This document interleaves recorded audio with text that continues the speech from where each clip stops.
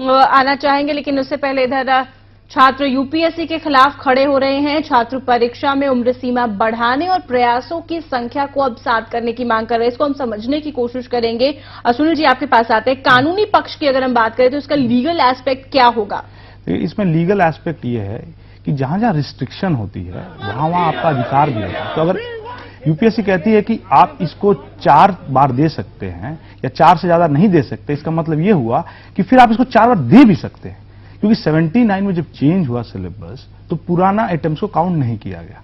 तो ये मांग वही है कि जब वहां पे उस चीज को प्रिजर्व किया गया, रिपीटेशन की। देखिए इसमें होता क्या कि जब आप एग्जाम दीजिएगा, दोबारा दीजिएगा, तो आप उस पर इंप्रूव करिएगा, आपका स्कोर बढ़ेगा। और इस बार की जो टॉपर रही हैं उन्होंने चौथे अटेम्प्ट में टॉप किया है।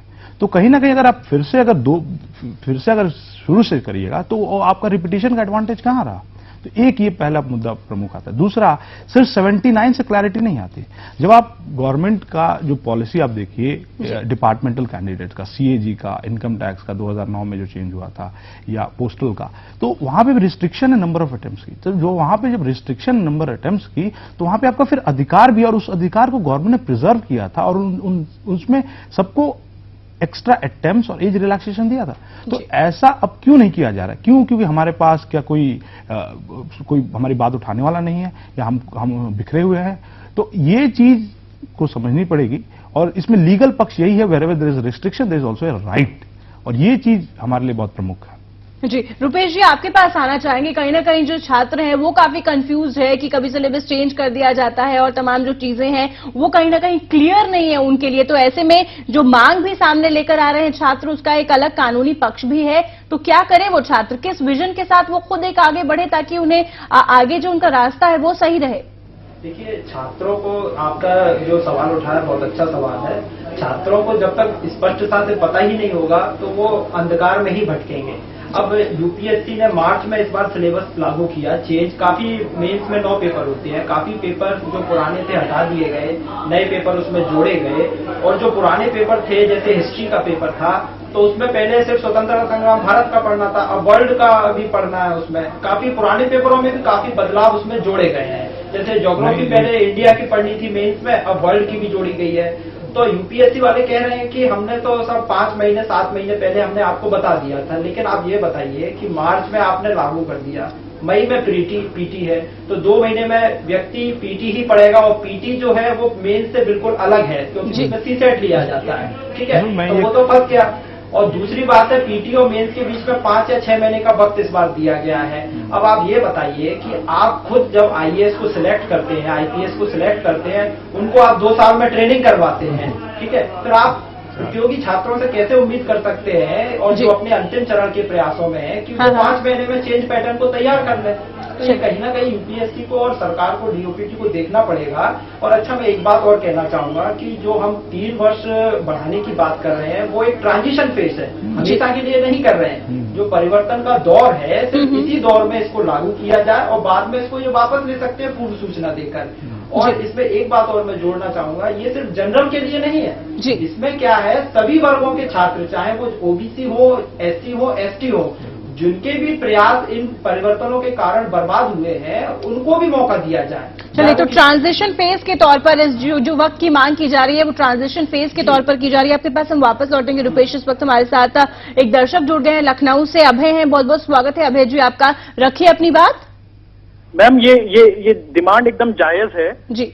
ये जितने भी एस्पिरेंट्स डिमांड कर रहे हैं, जो भी इनका आक्रोश है, जो भी इनका आंदोलन है, मैं ये बताना चाहता हूँ, आप लोगों को पता होगा, लेकिन 1979 में जैसे चेंजेस हुए थे, जो व्यापक चेंजेस हुए थे पैटर्न में यूपीएससी के एग्जाम में जी, उस समय यूपीएससी ने ऐसा एज अटेम्प्ट रिलैक्सेशन दिया था एस्पायरेंट्स को।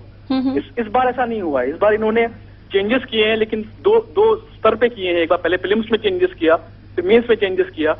और आप देखोगे, अगर मेंस का सिलेबस देखोगे अगर आप, तो बहुत सारा चेंजेस है, बहुत सारे पेपर हटाए हैं, बहुत सारे पेपर इंक्लूड किए हैं, ऐसे के मार्क्स बढ़ा दिए हैं, इंटरव्यू के मार्क्स बढ़ा दिए हैं।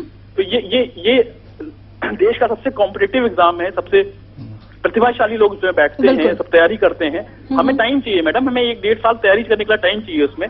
बहुत से लोग हैं जो नौकरी में हैं, बहुत से लोग हैं जो दिल्ली आके कोचिंग नहीं कर सकते या कहीं और। चलिए, तो बात वही निकल कर आ रही है कि ट्रांजिशन की वजह से उनको वक्त चाहिए। जो भी छात्र हैं, जो यूपीएससी के एस्पिरेंट हैं, एक और दर्शक हमारे साथ जुड़े हैं, बहुत बहुत स्वागत है आपका, रखिए अपनी राय। हेलो जी, आपकी आवाज हम तक पहुंच रही है, अपनी राय रखें। जी मैम नमस्कार, मैं सूरज शर्मा भोपाल से बोल रहा हूँ। मैम ये जो अभी दिखा रहे हैं और ये बिल्कुल जायज मांग है, और इसके अंदर इससे पहले भी यूपीएससी के अलावा पीएससी में भी बहुत सारे चेंजेस, अभी बीच में आरक्षण वगैरह, ये सब जो मुद्दे जोड़े जा रहे हैं, ये महज क्या राजनीतिक के तौर पर ये कर रहे हैं, क्योंकि इसके अंदर मूल रूप से ना तो स्टूडेंट के हित में ऐसा है, ना आयोग के हित में ऐसा है, और ना हमारी जनता के हित में ऐसा है। तो किस वजह से ये सब जोड़े जा रहा है? क्योंकि जो भी लोग, यदि हमने मान लीजिए उसके लिए नौकरी त्यागी है और उससे रिजाइन किया है, इसके बावजूद अब हम तैयारी में जो समय दे रहे हैं, तो क्या हमें उस तैयारी के बाद क्या हम जो पाना चाह रहे हैं वो पा सकते हैं? चलिए, बहुत बहुत शुक्रिया हमारे साथ जुड़ने के लिए। तो ट्रांजिशन के तौर पर इस अटेम्प्ट की मांग की जा रही है, और जो वक्त हम कह रहे हैं उसकी मांग की जा रही है। अंत में कुछ आप एक दो लाइन में कुछ कहना चाहें? मांग, देखिए मैं सिर्फ एक ही मांग की बात कर रहा हूँ जी बिल्कुल। तो देखिए मांग की जो जहां तक, ये बहुत प्रेस्टिजियस एग्जाम है, ठीक है, इसमें सबको अवसर मिलना चाहिए।